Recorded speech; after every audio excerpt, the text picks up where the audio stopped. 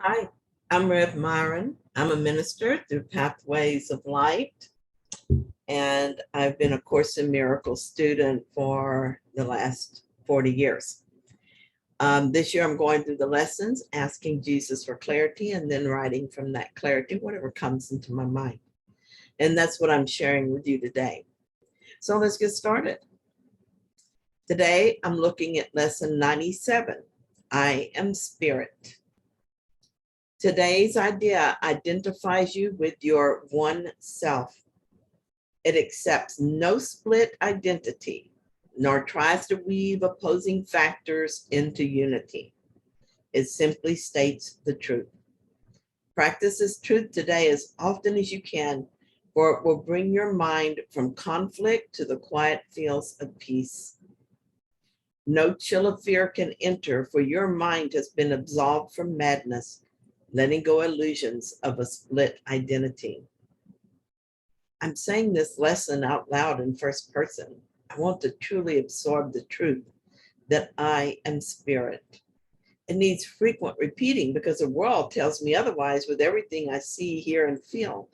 But all of that is an illusion, and what I am is reality. I'm going to read this next paragraph in first person.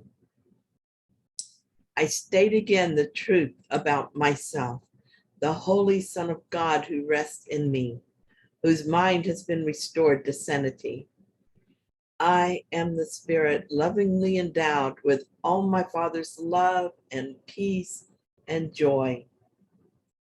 I am the spirit which completes himself and shares his function as creator. He is with me always as I am with him. See, that's like so powerful. Wow. Saying this paragraph in first person with my hand over my heart brings tears to my eyes. I repeated the process. I said it like this is a fourth time, actually. I don't know what to say about this other than I feel the truth of it. May I never lose sight of this. The part of the mind that is identified with ego is not happy about this. I feel pain in my body and an urgency to stop writing and prepare for my first Zoom meeting. A phone call needs my attention. The ego would have me think of anything other than that I am spirit, especially if I'm going to take it seriously. Boom, too late, ego. It's a done deal. Paragraph 3. Today, we try to bring reality still closer to your mind. Each time you practice awareness is brought a little nearer at least. Sometimes 1,000 years or more are saved. The minutes which you give are multiplied over and over, for the miracle makes use of time, but is not ruled by it. Salvation is a miracle, the first and last, the first that is the last, for it is one. Paragraph 4. You are the spirit whose mind abides a miracle in which all time stands still.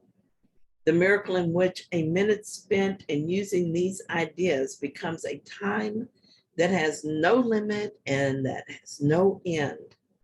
Give then these minutes willingly and count on him who promised to lay timelessness beside them. He will offer all his strength to every effort that you make. Give him the minutes which he needs today to help you understand with him you are the spirit that abides in him and that calls to his voice to every living thing, offers his sight to everyone who asks, replaces error with a simple truth. I know. Let's spend 5 minutes saving thousands of years. What do you think? The moments we spend with this lesson are far more important than one might think. Those moments are multiplied over and over. Jesus says this because the miracle makes use of time, but is not ruled by it. This is possible because time is not real. It is part of the illusion. In time, there's always a beginning and an end, but in reality, that's not true. What is has always been and always will be just as it is. What a strange thing to think of while in the world of time. Paragraph 5. The Holy Spirit will be glad to take 5 minutes of each hour from your hands and carry them around this aching world where pain and misery appear to rule. He will not overlook one open mind that will accept the healing gifts they bring, and he will lay them everywhere he knows they will be welcome. And they will increase in healing power each time someone accepts them as his thoughts and uses them to heal. And what an honor it is to have this opportunity. As I sit for just a few minutes with this lesson, God is offering all his strength to my every effort. He is extending these truths to others through our work with them. He will not overlook one open mind that will accept the healing gifts they bring, and he will lay them everywhere he knows they will be welcome. This will not only help others, it'll help us wake up and remember we're one with God. I don't really know how to talk about this. It's all just so beautiful. Paragraph 6. Thus will each gift to him be multiplied 1,000-fold and tens of thousands more. And when it is returned to you, it will surpass in might the little gift you gave, as much as does the radiance of the sun outshine the tiny gleam a firefly makes an uncertain moment and goes out. The steady brilliance of this light remains and leads you out of darkness, nor will you be able to forget the way again. I have this image in my mind. I remind myself that I'm spirit, and I know that if this is true for me, it is true for everyone.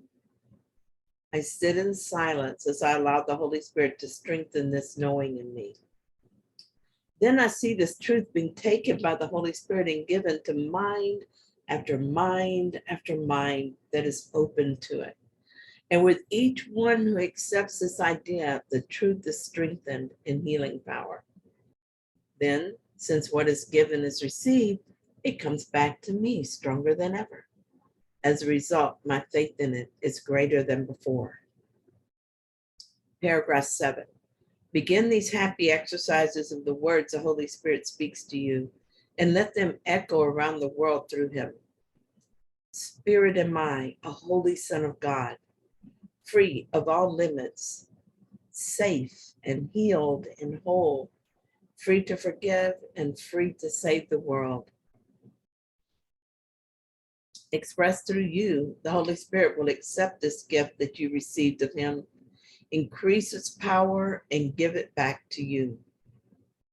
Paragraph 8. Offer each practice period today gladly to him, and he will speak to you, reminding you that you are spirit, one with him and God, your brothers and yourself. Listen for his assurance every time you speak the words he offers you today, and let him tell your mind that they are true. Use them against temptation and escape its sorry consequences if you yield to the belief that you are something else. The Holy Spirit gives you peace today. Receive his words and offer them to him. As I sit here, I'm experiencing a burning sensation in my back from nerve damage. At one time, this would have been cause for me to focus on the pain instead of the lesson. But doing these last few lessons has strengthened the truth in me to a whole new level. I could give in to the temptation of thinking about this physical sensation as I have in the past. Instead, I choose to escape its sorry consequences as I yield to the belief that I am something else, not this body. The result is that I am in so much gratitude and joy that the body hardly matters. Thank you so much for sharing this lesson with me. Thank you for watching my video. And if you found it helpful, then please like it. And if you haven't yet, subscribe. And I will be back tomorrow with another lesson.